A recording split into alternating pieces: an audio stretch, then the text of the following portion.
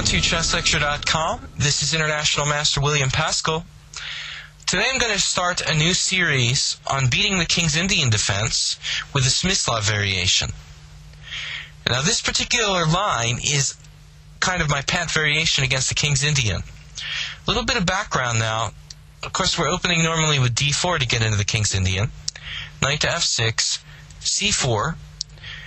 One thing about this variation is that you can play knight to f3 at an early stage, whereas in many variations like the Samish and the classical King's Indian, you can't use that move order. So it can be kind of interesting from a flexible standpoint. For example, if you like to play knight to f3 on the first move, this system is still valid. But, okay, we'll go through the classical move order. g6, knight to c3, bishop to g7, now knight to f3, two knights out. Now, in the Smyslov variation, we're going to be playing bishop to g5 on the fifth move, regardless of what black plays, of course, anything other than h6. Castles or d6 are both very common. We're just going to lay down the ground rules of this system, because it's really a system. I want to stress that word. Rather than being really entrenched in concrete variations and analysis and deep tactical lines like in the classical King's Indian, which can go 25, 30 moves deep, what we're playing here is kind of like a system that, it can't be refuted, it's very solid, and really it's very safe for white, and I've had a tremendous score with this variation. I must have something in the neighborhood of like 75% with the white pieces against an average of, say, I don't know, master level players. So it's a very reliable system, and I'm sharing it because I have had very good results with it. Okay, d6, also castles, as in d4, knight f6, c4, g6, knight c3, or knight f3. Bishop g7, knight to f3. Castles also, this is a move order I employ often. Call it the Fisher move order. Bishop g5. Obviously now this move order might give black some extra options. I kind of like castles because it seems like for black, from the King's Indian perspective, castles is a little bit more flexible. You're almost always going to castle in the King's Indian. But there are some times where maybe you can try to play d5 in one go. Variations with c6 and d5. Even here, it's not really sound, but it's possible to try to sacrifice a pawn with d5. This is maybe the first thing we should look at. I don't really think this is 100% sound for black, but it's interesting. Maybe black can try to sacrifice a pawn. I don't think he really gets enough. Let's take a quick look. This castle's move order with the d5 pawn sacrifice. Bishop takes f6. Now black has two options. I really don't see any compensation after e takes f6. Knight takes d5. Black is just down a pawn here. So I think it's better to keep the bishop's diagonal open. Play bishop takes f6.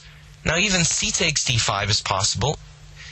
Knight takes d5 hits the bishop, so it's inherently logical. Then bishop g7. And even if we just go back to c3, difficult for me to say that black really has adequate compensation for the sacrificed pawn here. Obviously he has a very strong unopposed dark-squared bishop, but pawn is a pawn, and I just can't really justify this pawn sacrifice for black. So I think we should dismiss this as not really inherently sound. So the castle's move order against bishop g5 doesn't have any really great advantages, actually at all. We can play now several different ways for black, and we're going to touch on each of them and go into more detail in future lectures on the system. So the first way that black can play is what I call the classical and rather typical King's Indian approach. So we're going to just play like it was a classical King's Indian, d6, and now very important point. The whole system that has evolved here for white is based on not playing e4. There are some variations where we will play e4 when black plays c5 in one go. If possible, black makes some very slow moves. But normally, white will not be playing e4, but rather e3 in 90% of positions. We're going to be playing the modest e3. developing the bishop outside the pawn chain at g5, getting all our pieces in the game. So, normally we see here d6 and now e3. And the move which is very typical is knight on b to d7. What we have here is black playing what is essentially like a King's Indian attack formation. And white's setup, actually, I also think with colors reversed, is quite valid against the King's Indian attack. So with an extra tempo, white's system is quite good. And actually, I don't really think the system with black playing knight on b to d7 for the classic e5 King's Indian push is very good against bishop g5. Number one, the bishop on g5 is pinning the knight on f6 to the queen on d8, and black's pieces don't have a lot of space. So it's very hard for black to unravel with the knight congesting his position on d7. And this is what we're going to try to do. Now after e5, we will play bishop e2, and black will play e5. And now note that bishop e2 is important. We don't want to put the bishop, for example, on d3. Because on d3, although it looks more active, it actually does very little, bearing down on a solid pawn on g6. So bishop e2 is better. To avoid possible forks, black will play e5, and then we have to look out for possible pawn forks with e4. We want to avoid that altogether by playing bishop e2. So when black plays this classical setup with knight on b to d7 and e5, make sure the bishop goes to e2 always. Now typically we have black throwing in h6 at some point. Let's say white castles and h6. Calmly play bishop h4. Now it looks a little bit scary, like that bishop is going to get boxed out on h4 and g3. But just keep in mind, if black is going to play g5 at some point, he's going to drastically weaken his white squares. There are certain key squares in this variation, and one of them is the f5 square. I want to draw your attention to the f5 square. If black plays both e5 and g5, he drastically weakens his f5 square. And you should immediately concentrate your efforts on that square in the future. So, g5, bishop g3. Now, let's say black plays something like knight to h5. What do we do here? Now, how can we possibly exploit that f5 square? What I normally play at this point is something like pawn takes pawn, and knight to d2. Now knight takes g3, h takes g3. And if black wants to play f5, he can play that, but he very much drastically weakens his white squares. For example, white can play g4, establishing control over the white squares. This may look kind of strange, but we have an extra pawn there in front of the king. So if black plays f4, now the e4, point your attention to that square, the e4 square falls into white's hands. And it's a very powerful square. We can establish a knight outpost on e4. Let's go back a little bit here. Kind of rush through this. My main point was that black will weaken the f5 square. There are other possibilities, like white can also exchange on e5 first. And if pawn takes e5, then bishop g3, attacking e5. We're going to really try to concentrate on controlling the f5 square. Another option, and maybe it's even better than castles, because really there's absolutely no reason to rush here. I kind of like this move. Let's try to perfect our move order. In the event of castles, maybe queen c2 is an even better move. Increasing control over e4. Maybe making black second guess about whether we're going to castle long, castle short. Normally in this variation, 90% of the time, white will be castling short because of the power of the bishop on g7. It's a very dangerous piece, and if you castle long, it tends to be playing into the strength of the bishop on g7. Queen c2 might be an even better move order. For example, h6, bishop h4. Now you see, after g5, they have incredible control over the f5 square thanks to the queen on c2. So bishop g3, what can black do now? Let's say knight h5. Here we have an interesting option. Pawn takes pawn, and now even if we lose a tempo, bishop d3 becomes a very interesting idea. Dominating the f5 square, even at the loss of a tempo. For example, something like knight to c5, bishop h7 check, king h8, and rook d1, taking control of the open file. And the plan will be, after the queen moves, bishop f5, trading off the white square bishop and establishing strong control over the f5 square. Black can play e4, but this is quite double-edged. This particular position may be possible. There are many drawbacks of queen e8, however. For example, a knight coming to b5 at some point. White has to plan the move order rather carefully. Bishop d3 isn't necessary right away. Of course, we have other options like, for example, rook to d1 immediately, threatening simply knight takes e5. Another idea for white in many variations, very important. We're kind of going over general concepts here. One idea which actually occurs quite frequently is when black plays c6. So a typical move you see often is c6. Now we focus our attention on the d6 square. So, castles. Let's say black makes a conventional sort of move, like queen to c7. We can play for the c5 advance with white. In other words, something like b4. If black continues to make ordinary moves like rook to e8, you can play pawn takes pawn, c5, clamping down on the d6 square. Now if black plays e4, knight to d2, and notice that knight on d2 will be heading from d2 to c4 and ultimately to d6. And we also have intermezzo ideas. Why is the queen badly placed at c7? Because the white bishop can hit it with bishop to g3, gaining complete domination of the d6 square. So rather than going over concrete variations, what we're concentrating on here is ideas and particularly weak squares. So ultimately, what we'd like to do is focus on that d6 square when black plays c6, and concentrate on the f5 square when, as I mentioned earlier, black tries to play an early g5. So we have two very key squares. f5 in the event that black plays g5 and e5. When I anchor a piece, ultimately a knight, likely a bishop with bishop d3 to f5, if black plays g5 and e5. Whereas if black plays c6, we're going to be focusing on that weak d6 point, ultimately trying to establish a knight on d6. I think this is a flawed system for black, this knight d7 idea, but you will be surprised how many people will just robotically play this way with black.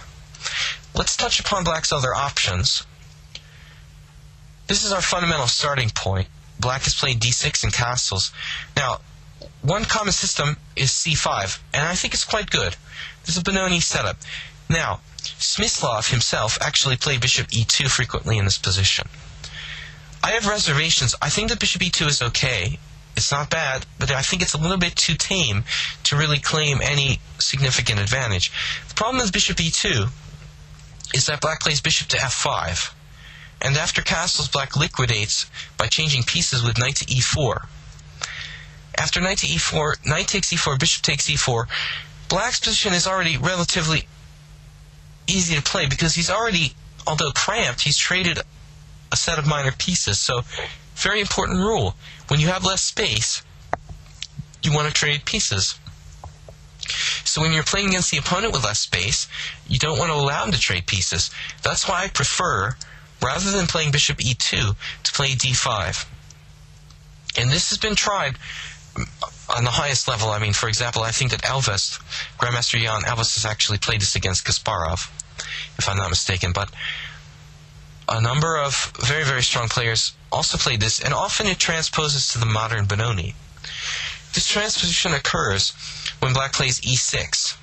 So typically after d5, which I think is the best move, by the way, h6, bishop h4, at some point maybe g5, bishop g3, knight h5, go for that bishop.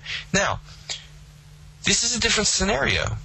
When black has played his knight to h5 in the early g5, I think it's a good idea to kind of focus on bishop d3.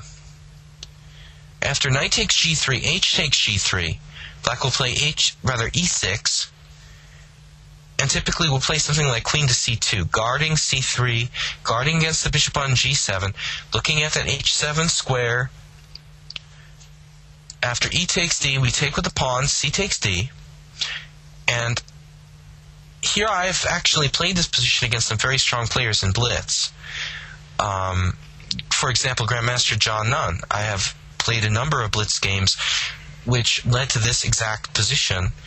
And here, both Grandmaster Nunn and Grandmaster Marin from Romania played against me, okay, both great King's Indian experts, and Marin also Benoni expert, rook e8. The point of rook e8 is that after bishop h7 check, the black king can go to f8, where it's quite safe.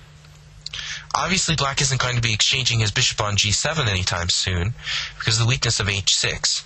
Nevertheless, the bishop on g7 is a very, very strong piece, both offensively and defensively.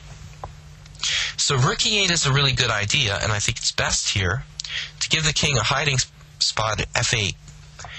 Nevertheless, I think that white has quite a decent position. One option is to play very early bishop f5. Maybe this is a little too early, I'm not sure. Possible. Because when you face the bishop pair, it's a good idea to trade one of those bishops off. So with bishop f5, we're trading one of black's bishops off. In this case, it's an undeveloped bishop, so okay, it seems a little bit unnatural to trade a bishop on c8 that hasn't moved. But this is a position that's not so much about tempos and time, it's more about strategic ideas. We may not get another chance to play bishop f5. Let's see. Let's say we castle instead. I kind of like this move order. Castles a6, typically, like in the Benoni. We stop b5 with a4, and black will play knight to d7. Now here's another good opportunity to play bishop to f5.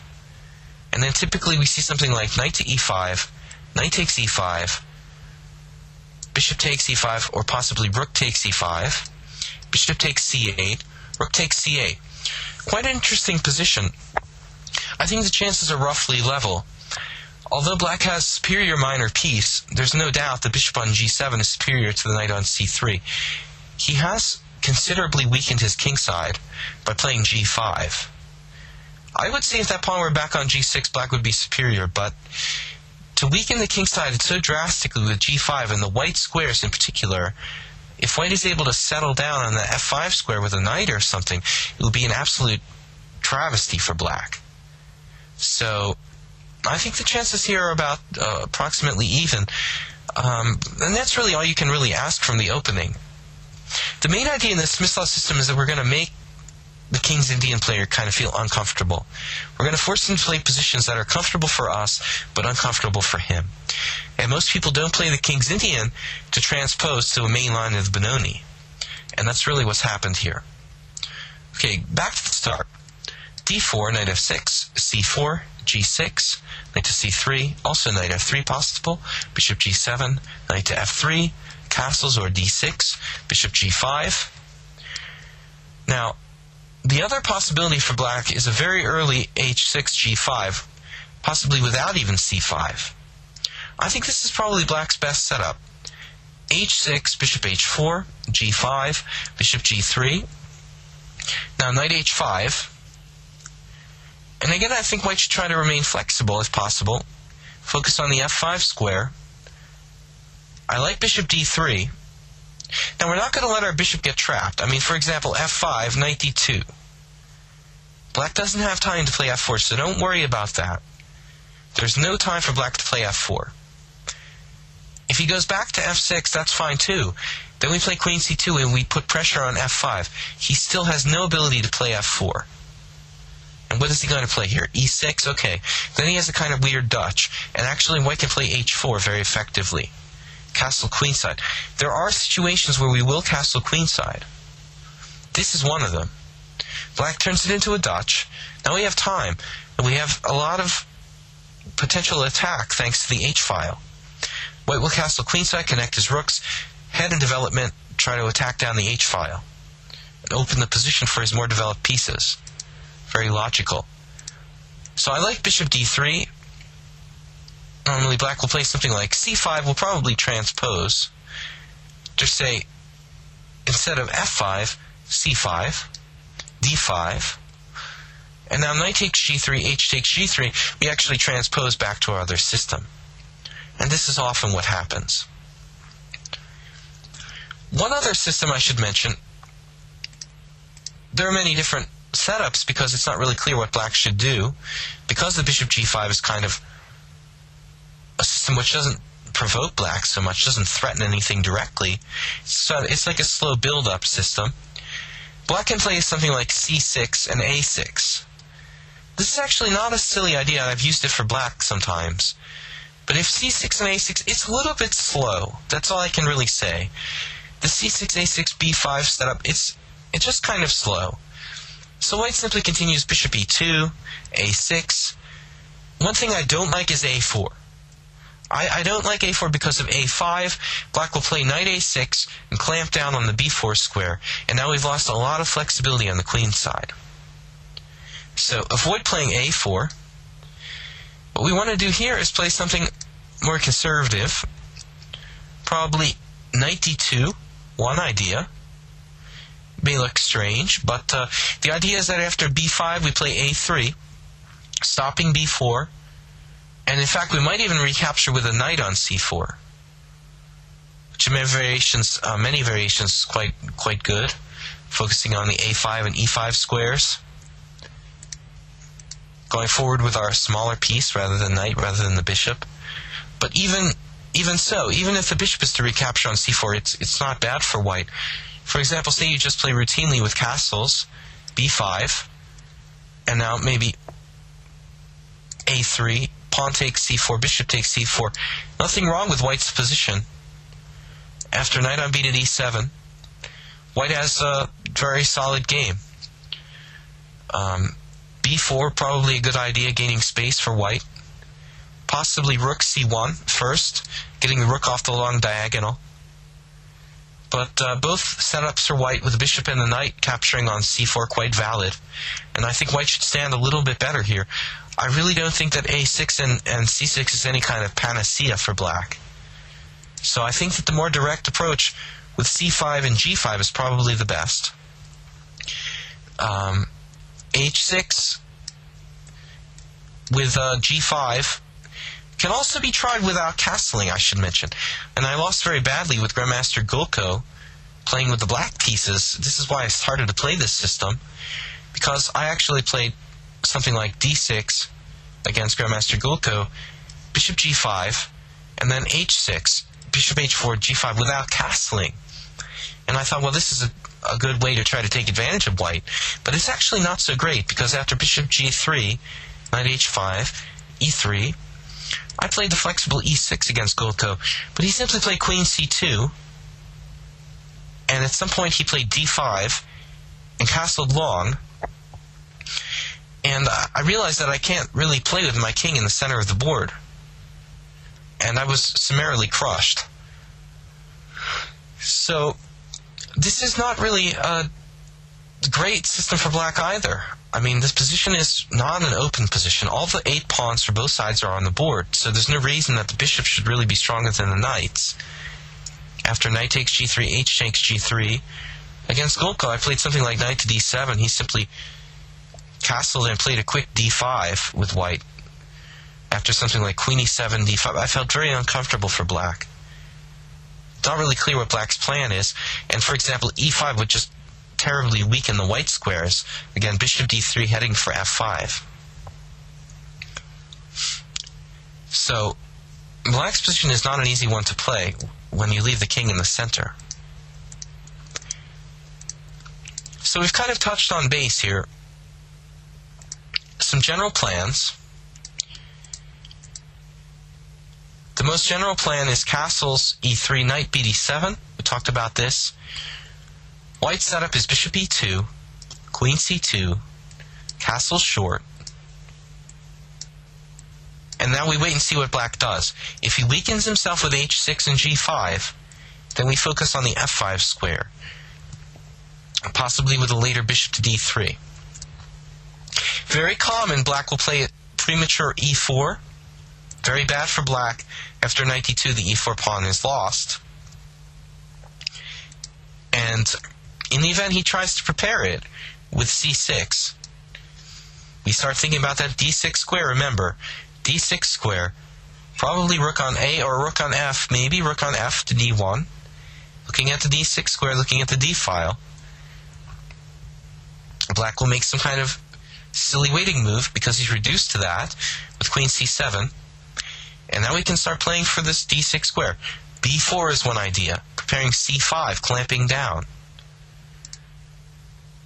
It's possible to just exchange on e5, one idea, and play knight d2. Now try to swing a knight into e4 and ultimately d6.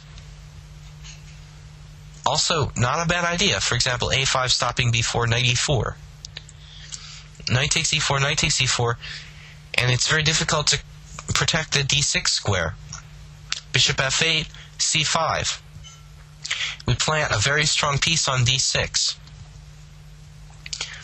So I think this knight d7 system, which is the most common by Black, is actually quite poor for the Black player. I prefer Black playing for c5 as early as possible. And again, we're going to go into more detail on this in future lectures.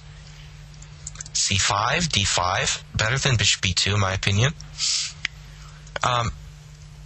In passing, I will mention b5. I don't believe really sound. Pawn takes b5. Black can play in Beko Gambit style, but after a4, I honestly don't see how Black has the typical counterplay that Black generates in the Beko, because the pawn is not on e4.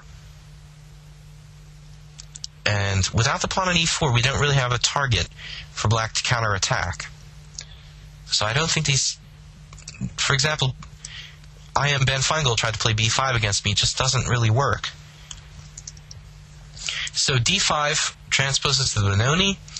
We've looked at those kind of positions. We've looked at knight on b to d7, and we've looked at odd lines like c6 and a6, which I think is a bit slow. And h6 and g5 will probably transpose to Benoni lines. But in all lines, what is the point here? White is not playing for a big advantage. We're not trying to refute the king's Indian. We're trying to get a safe, playable position where we never get mated on the king side. Do you know what I'm talking about? I mean, how many times have you played the king's Indian with white? And you're sitting there, and let's say the classical king's Indian. I've tried almost every variation of the king's Indian with white. After knight f3, castles, bishop e2, e5, castles, knight c6, d5, the Mar-del-Plata variation, knight e7. Okay, the problem here is, it's a fixed pawn structure. The pawns are fixed on e4 and e5. The white strong point is on d5. And if you see my lecture on pawn breaks, you will actually appreciate this better. White's pawn break is on c5. Black's pawn break is on f5. When you play the white side of the king's Indian, and you play the classical, you're constantly playing on the queen side, and Black is threatening to mate you on the king side. It's not really a pleasant experience. Okay, so that's why here, I want to try to avoid this classical pawn lock scenario. And in practice, I've had tremendous results. Again, I mean, a 75% score. My only losses were against grandmasters in this line, and not because of the opening. After bishop g5, I can tell you at least, for example, Grandmaster Kobian plays this. His former trainer, Nadanian from Armenia, plays this. Grandmaster Golden started to pick it up. Elves, a lot of very strong players play this system for white. Golko is the one that inspired me to play it. So, I mean, there you have a huge pedigree for white. The players like Golko, Akobian, Goldin, I don't know, playing bishop g5, a move that looks harmless, but has an incredible score. So, it's just a simple system. You never get checkmated on the king side. Get your pieces out, and normally Black doesn't have a clue what's going on, because it's not a forcing line. And most King's Indian players start to just hang themselves, because of the fact that it's a non-forcing line. As soon as you give them a little bit of rope, like you don't play e4, they don't know what to do, because they're not familiar with the pawn structure. They're only familiar with the pawn structure in the King's Indian when white plays e4. If you play a setup based on e3, the average King's Indian player, and I mean players going up to 2400, because I have blown out some 2400 level senior masters who just didn't have a clue of what was going on. So you're playing a setup where you're basing your pawn structure on e3. You'd be surprised. Black just often doesn't know what's going on. It's a very dangerous system. We'll go into more details. I'm going to do a lecture on each side variation against the Smyslov system with bishop g5. This was just an introduction, and I really hope you try it because it's a very interesting system, very solid for white, and I think you can have a very good result with it. Thanks for joining me here at ChessLecture.com. This is International Master William Paschall. And once again, good luck with the Smyslov system, and stay tuned for future lectures. Grandmaster Damian Lemos here for OnlineChessLessons.net. First of all, I hope you enjoyed this video. If you would like to receive more free chess videos from us, you can just click the subscribe button below. I would also highly recommend signing up for my free mail course, the 10 Grandmaster Secrets to Dominate Chess.